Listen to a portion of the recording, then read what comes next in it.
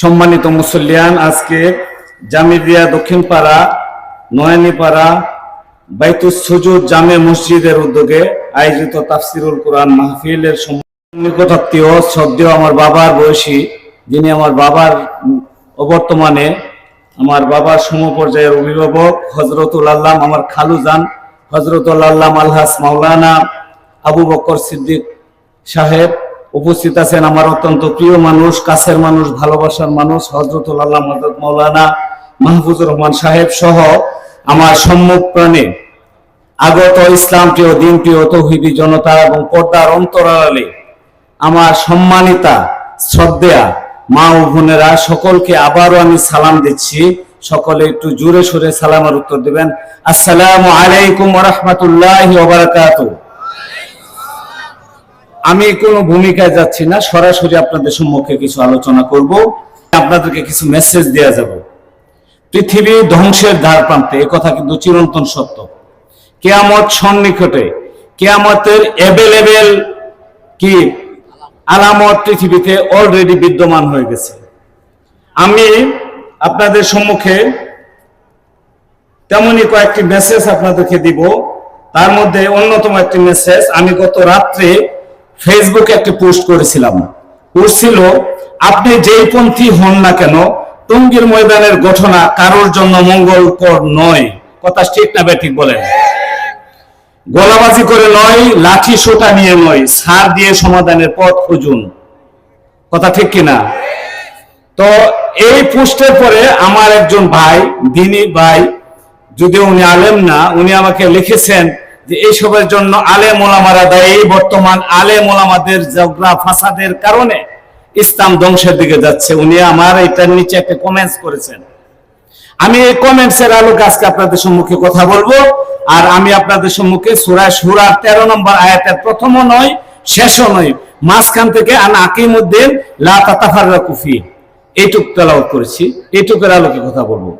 আমি আপনাদেরকে আসলে এই যে একজন লোক আমার কমেন্টসটা এরকম করেছে যে ইসলাম এখন ফিতনার জন্য আমরা আলেম ওলামারা দায়ী। আপনাদেরকে এটার সাথে পরে আমি অ্যানালাইসিস করে দেখলাম যে আসলে অনেকটা এরকম হয়ে গেছে। ধরেন আপনাদেরকে একটা এক্সাম্পল দেই, বাংলাদেশের গোয়েন্দা সংস্থার নাম কি বলতে পারেন কেউ? এনএসআই, আরো ছোট ছোট আছে, এসবি, ডিএসবি, ডিজিএফআই, ওটা না। প্রথমটা হচ্ছে এনএসআই। ভারতের গোয়েন্দা সংস্থার নাম কি? র। পাকিস্তানের গোয়েন্দা সংস্থার নাম আইএসআই। হ্যাঁ, আমেরিকার নাম সিআইএ। তো এরকম। তারপরে আপনার ইসরায়েলের গোয়েন্দা সংস্থার নাম মুসাদ। তো বাংলাদেশের যে গোয়েন্দা সংস্থা আছে এনএসআই, এরকম ভারতের গোয়েন্দা সংস্থা হলো র। ভারতের চির প্রতিদ্বন্দ্বী দেশ হচ্ছে কোনটা? পাকিস্তান, বাংলাদেশ নয়। পাকিস্তানের সাথে জন্মসূত্র 1947 সালে যখন বঙ্গভঙ্গ হয়, তখন তো ভারত পাকিস্তান শত্রুতা, এই শত্রুতা কখনো শেষ হবার নয়। তো ভারতের গোয়েন্দা সংস্থা রয়ের, যিনি রয়ের সদস্যদেরকে যারা কি করা হয়, নির্বাচন করা হয়, নির্বাচনের পূর্বে রয়ের যে চিফ থাকে, ওই চিফ ওনাকে নির্বাচন করে। তো একজন রয়ের এজেন্ট 5 জন লোককে গুলি করে মেরে ফেলছে, অর্থাৎ রাষ্ট্রদ্রোহিতার দায়ে তাকে গুলি করে মেরে ফেলছে। তো গুলি করে মারার পরে তাকে পুলিশ ধরে নিয়ে গেছে। ধরে নেওয়ার পরে তাকে রিমান্ডে নেওয়া হলো। রিমান্ডে নেওয়ার পরে তাকে প্রশ্ন করা হলো যে আপনি কেন মারলেন? পরে বলল দেশের জন্য মেরেছি। দেশের জন্য মারার জন্য আপনাকে কে অধিকার দিয়েছে? বলল আমি রয়ের এজেন্ট। আশ্চর্য জিনিস, রয়ের এজেন্ট। তো রয়ের এজেন্ট কিভাবে প্রমাণ করুন? প্রমাণ তো নাই, আমার একটা পিন নাম্বার আছে, যে পিন নাম্বার একমাত্র রয়ের চিফ জানে। কথা বুঝতেছেন? রয়ের চিফ জানে। তো রয়ের চিফ জানে, চিফকে ফোন দেওয়া হয়েছে। চিফ অসুস্থ, দেশে নাই, দেশের বাইরে আরেক দেশে চিকিৎসার জন্য। উনি বিপদে পড়ছে না? কথা বলেন, বিপদে পড়ছে কিনা? তো রয়ের চিফকে ফোন দেওয়া হয়েছে, আমি তো জানি না আসলে, এটা একটা পিন নাম্বার আছে, ওর নাম জানি না। তো আমি আপনাকে কিছু মেসেজ দেই, এই মেসেজটা আমাকে জানান সে কি উত্তর দেয়। যদি যথাযথ উত্তর দিতে পারে তাহলে আপনি বুঝবেন সে রয়ের এজেন্ট। তো তাকে 10টা প্রশ্ন করবেন, এই প্রশ্নের আনসার বলে এরকম হবে, কোশ্চেন এই, আনসার এই। কথা বুঝতেছেন আমার? তো আপনারা এইভাবে দিবেন। তো 10টা প্রশ্ন করার পরে সর্বশেষ 10 নাম্বার যে প্রশ্নটা তাকে করা হয়েছে, সেটা বলা হয়েছে যে ভারত আর পাকিস্তান কি কখনো এক হওয়া যাবে কিনা, যায় কিনা, সম্ভব কিনা, ভারত পাকিস্তানের শত্রুতা শেষ করা যায় কিনা, তাকে প্রশ্ন করা হয়েছে। তো প্রশ্ন করার পরে সে উত্তর দিয়েছে যে এটা কখনোই সম্ভব না। বলছে কেন সম্ভব না? যে সকল সমস্যার সমাধান যদি হয় তারপরে আবার নতুন করে সমস্যা সৃষ্টি করে তারা আবার ভারত এবং পাকিস্তান যুদ্ধ করবে। কথা ঠিক কিনা বলে? আজকে আমাদের ঐক্যের বিষয়টা, বাংলাদেশের আজকে মুসলমানের ঐক্যের বিষয়টা, আমাদের আলেম ওলামার ঐক্যের বিষয়টা এরকম একটা পর্যায়ে গেছে যে পাকিস্তানের আইএসআই আর ভারতের রয়ের অবস্থা হয়ে গেছে। কথা বলেন ঠিক কিনা? আপনি যাই মনে করেন, আমি যে ফেসবুকে পোস্টটা দিয়েছি, পোস্টে বলছি যে আপনি সাতপন্থী হন আর আপনি জুবাইরপন্থী হন, যেই হন আপনি মনে করবেন গতকালকের আগের দিন গতকালকে যে ঘটনা ঘটেছে এই ঘটনার জন্য সাত কান্দলবি বা জুবাইর সাহেব কেউ ক্ষতিগ্রস্ত হয়েছে না ইসলাম ক্ষতিগ্রস্ত হয়েছে? জোরে বলেন। ইসলাম ক্ষতিগ্রস্ত, জোরে বলেন। ইসলাম ক্ষতিগ্রস্ত হয় নাই? আজকে আমরা যেটা করেছি শুধু এটা নয়, আপনি খেয়াল করবেন। এখন আপনি আমাকে বলবেন যে আমি কোন পন্থী? আসলে আমি কোন পন্থী না। তাবলিগ কি সাদের বা জুবাইর সাহেবের? আল্লাহ রাসূলের তরিকা অনুযায়ী একটা দাওয়াত দেওয়া, যে দাওয়াতের যে তরিকা আছে তার মধ্যে একটি তরিকা হলো দাওয়াতে তাবলিগ। কথা ঠিক কিনা বলেন? এই দাওয়াত দিচ্ছে রাসূলের যে রেখে যাওয়া দিন, রাসূলের যে রেখে যাওয়া জীবন ব্যবস্থা, সেটার আলোকের একটা অংশ হলো তাবলিগ। সেটা আমরা করছি আল্লাহ রাসূলের তরিকা অনুযায়ী। সাহাবা বুঝি না, জুবাইর বুঝি না। কথা ঠিক কিনা? তো এই জন্য ভাইরা আমার, আজকে যে অবস্থা হয়েছে এই ঘটনার পরে সারা দেশে বিভিন্ন জায়গায় আপনার ফেসবুক, ইউটিউব, টুইটার আপনারা দেখবেন যে লাঠি সোটা নিয়ে মিছিল করেছে। আরে ভাই, লাঠি সোটা নিয়ে কাকে মারবেন? উনিও তো টুপিওয়ালা, আমি টুপিওয়ালা। যিনি লাঠি সোটা নিয়েছেন তিনিও টুপিওয়ালা।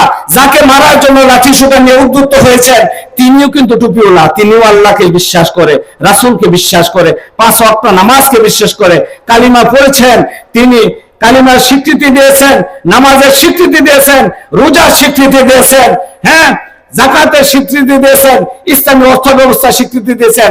সুতরাং কাকে মারবেন? কাকে মারবেন? কার জন্য দৌড়াচ্ছেন? সেহেতু আমাদের উচিত এগুলা থেকে বেরো আসা। আমি যে কোরআনের আয়াতের একটি অংশ পড়ছি, প্রথম না শেষ না, আকিমাদ্দিন লা তাতাফাররাকু ফি, তোমরা দিনকে প্রতিষ্ঠা করো এবং তোমরা বিচ্ছিন্ন হইও না, বিতর্কিত হইও না, ঝগড়া ফাসাদ করো না, ঐক্যবদ্ধ থাকো। এই দিন কোন দিন? এই দিন কোন দিন? ধর্ম কোন ধর্ম? ইন্না দীনা ইনদাল্লাহিল ইসলাম, আল্লাহর মনোনীত ধর্ম। এই ধর্মকে প্রতিষ্ঠিত করার জন্য, ঠিক আছে, বাবা আদম আলাইহিস সালাতু ওয়াসসালাম থেকে শুরু করে নবী মুহাম্মদ সাল্লাল্লাহু আলাইহি সাল্লাম, তারপর সাহাবায়ে কেরাম, তাবিন, তাবে তাবিন, আইম্মায়ে মুজতাহিদিন, গাউস, কুতুব, পীর, আবদাল, সুহাদা, আমার আপনার পর্যন্ত এই দ্বীনের দায়িত্ব কে রেখে গেছেন? আমার আপনার নবী। আমার আপনার নবী কি কালের নবী, যুগের নবী, গোত্রের নবী? না, উনি বিশ্ব নবী। উনি নবী ছিলেন, নবী আছেন, নবী থাকবেন। এবং আমি একটা হাদিস পড়েছি, হাদিসের অর্থটা হচ্ছে এরকম, আমি আপনাদেরকে 5 মিনিট হয়েছে, ধৈর্য সহকারে বসেন। হাদিসটা হচ্ছে লা ইফলিহা কাওমুন, কোন জাতি কি হইতে পারে না? সফল কাম হইতে পারে না। কথা বুঝেন? কোন জাতি সফল কাম হইতে পারে না যতক্ষণ পর্যন্ত ওই জাতির প্রধান নেতৃত্বে মহিলা থাকবে। কথা বলেন ঠিক কিনা? এটার একটা উদাহরণ নেন আপনারা। অল্প সময়ে গুছালো কথা বলা সম্ভব না, সুরালো কোনো বক্তব্য দেওয়া সম্ভব না। আপনি এই একটা মেসেজ দেওয়া চলে যাচ্ছি। আপনি আমেরিকার মানুষ কি খ্রিস্টান? কথা বলেন, আমেরিকার মানুষ কি মুসলমান না খ্রিস্টান? খ্রিস্টান হচ্ছে, হ্যাঁ, সংখ্যাগরিষ্ঠ, আর সংখ্যালঘু মুসলমান, হিন্দু অন্যটা। এই আমেরিকার মানুষ খ্রিস্টান। এই যে হাদিস, আমরা এই হাদিস কি আল্লাহ রাসূলের হাদিস না? আমি যেটা বলছি কত বছর আগে, 1500 বছর আগে আল্লাহ রাসূল আমার আপনার জন্য রেখে গেছেন। কথা ঠিক কিনা বলেন? 1500 বছর আগে যে আল্লাহ রাসূল আমাদের জন্য এই হাদিস রেখে গেছেন, আমি এটার অর্থ করতেছি মাত্র। আমেরিকার যে দেশ, এই দেশে বিশ্বের মধ্যে সবচেয়ে গণতান্ত্রিক দেশ কোনটা? আমেরিকা। এটা জানেন? 250 বছরের আগে থেকে এরা আমেরিকা, 250 বছরের আমেরিকার গণতন্ত্রের ইতিহাসে কোনদিন আমেরিকার কোন প্রেসিডেন্ট আর্মি শাসন চলে নাই।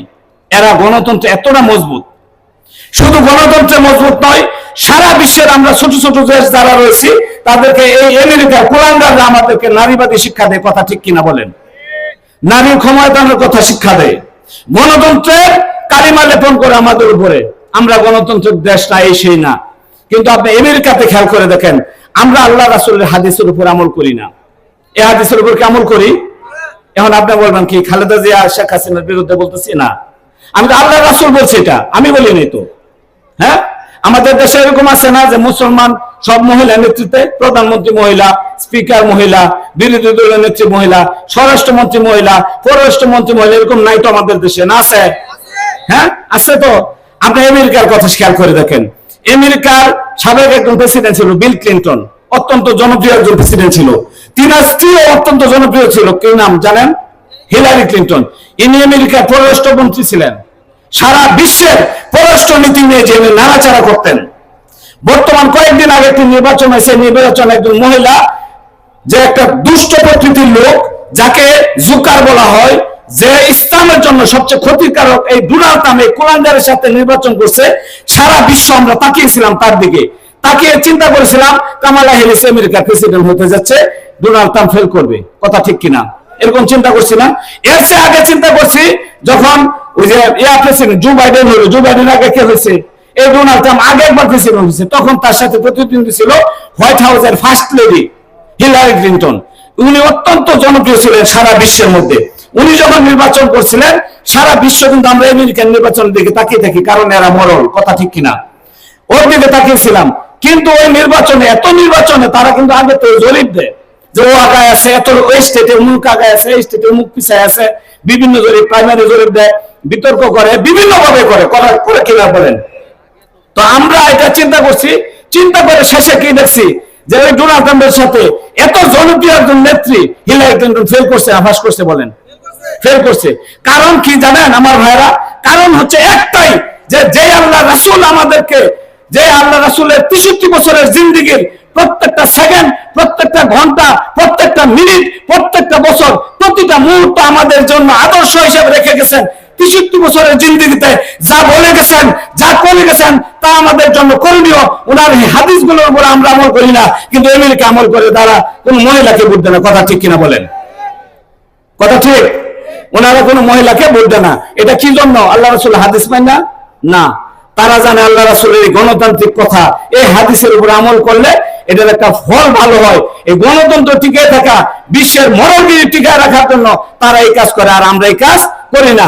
আমরা মুসলমান কোরআন এবং হাদিসকে ছেড়ে দিয়েছি, ছেড়ে দিয়ে আজকে আমরা আমাদের মুসলমানিত্ব নেই আজকে। আর অথচ ইহুদি খ্রিস্টানরা আমাদের এই কোরআন এবং হাদিসকে থিসিস করে, কোরআন এবং হাদিসকে তারা পুঁজি করে, গবেষণা করে, তারা সারা বিশ্বের নেতৃত্ব দেয়। অথচ আমাদের কোরআন আমরা নেতৃত্ব দিতে পারি না, আমাদের হাদিস আমরা নেতৃত্ব দিতে পারি না। আমাদের কোরআনকে আমরা গিলাপ পেছে ঘরের মধ্যে রেখে দিয়েছি, আমাদের কোরআন আমরা পড়ি না, বিদায় গিলাপ পেছে মসজিদে রেখে দিয়েছি। আমাদের হাদিসকে ছাত্রছাত্রীদের হাতে মাদ্রাসায় দিয়ে দিয়েছি, আমরা পড়ি না। আমাদের কোরআন এবং হাদিসকে এরকম গিলাপ পেছায় যখন আমরা বন্দী করেছি, তখন কি আমাদের মাঝে ইসলাম থাকবে কি থাকবে না? থাকবে। এখন বলি যে ইসলাম আমাদের মধ্যে নাই। হ্যাঁ, ইসলাম আমাদের মধ্যে নাই। আরে ভাই, ইসলামের সাথে আমাদের সম্পর্ক আছে নাকি? ইসলাম আমাদের মাঝে থাকতো? ইসলামের সাথে সম্পর্ক করতে হবে, কোরআন এবং হাদিসের সাথে সম্পর্ক করতে হবে, আল্লাহর সাথে সম্পর্ক করতে হবে। আল্লাহ রেখে যাওয়া দিনের যে পথ, এই পথের সাথে আমাদের এই পথকে অনুসরণ করে সামনের দিকে এগিয়ে যেতে হবে। তাহলেই কি ইহকালীন মুক্তি এবং পরকালে, ইহকালীন শান্তি এবং পরকালীন মুক্তি সম্ভব। কথা কিনা? ঠিক কিনা বলেন? তাহলে আমাদেরকে ধরে রাখতে হবে কি? কিতাবুল্লাহ এবং সুন্নাতুর রাসূল। আল্লাহর কিতাব হচ্ছে কোরআন শরীফ এবং রাসূলের সুন্নাত হাদিস শরীফ, এই দুইটাকে কি করতে হবে? তারাক্তু ফিকুম আমরান লাম তাদিল্লু মা তামাসসাকতুম বিহিমা কিতাবুল্লাহ ওয়া সুন্নাতুর রাসূল। যতক্ষণ তোমরা কোরআন এবং কিতাবুল্লাহ, আল্লাহর কিতাব, হ্যাঁ আল্লাহর কিতাব, এই কোরআনকে, যে কোরআন ঐশী গ্রন্থ, হ্যাঁ পৃথিবীর শ্রেষ্ঠ গ্রন্থ, নির্ভুল গ্রন্থ, পৃথিবীর কোন গ্রন্থে নির্ভুল কোন গ্রন্থ নাই। এই কোরআনকে বিশ্বের বিভিন্ন জায়গায় হাজার হাজার লাখ লাখ প্রেসে ছাপানো হয়। এই পর্যন্ত কোরআনের একটা হরফ ভুল আছে দেখছেন? খেয়াল করে কোন একটা হরফও ভুল হয় নাই, কোরআনের কোন জায়গায় ভুল নাই। সে আল্লাহ রাসূলের 63 বছরের জিন্দেগিতে এই জিন্দেগিকে ফলো করে এবং ইহুদি খ্রিস্টান নাসারারা আজকে বিশ্বের মরল সাজছে, আজকে মুসলমানের উপর কর্তৃত্ব চাচ্ছে। অথচ আমার কোরআন, আমার হাদিসকে আমরা ছেড়ে দেওয়ার কারণে আজকে আমাদের কি অশান্তি, আমাদের পারিবারিক জীবনে, আমাদের সামাজিক জীবনে, আমাদের ব্যক্তি জীবনে, আমাদের রাষ্ট্রীয় জীবনে, আমাদের রাজনৈতিক জীবনে, আমাদের অর্থনৈতিক জীবনে আমাদের অধঃপতন নেমে এসেছে। কথা বলেন ঠিক কিনা? তা আল্লাহ রাব্বুল আলামিন, আমি সর্বশেষ মেসেজ আপনাদেরকে যেটা দিই, আমরা কোরআন হাদিসের উপর চলবো তো ইনশাআল্লাহ। একটু হাত তুলে দেখেন যে কোরআন এবং হাদিসের উপর যা কিছু করবো সব কোরআন হাদিসের আল করবো। নারায়ে তাকবীর, নারায়ে তাকবীর। আল কোরআনের আলো, আল কোরআনের আলো, আল হাদিসের আলো। হাযা ওয়া আখিরু দাওয়ানা আলহামদুলিল্লাহি রাব্বিল আলামিন। আসসালামু আলাইকুম ওয়া রাহমাতুল্লাহি ওয়া বারাকাতুহু।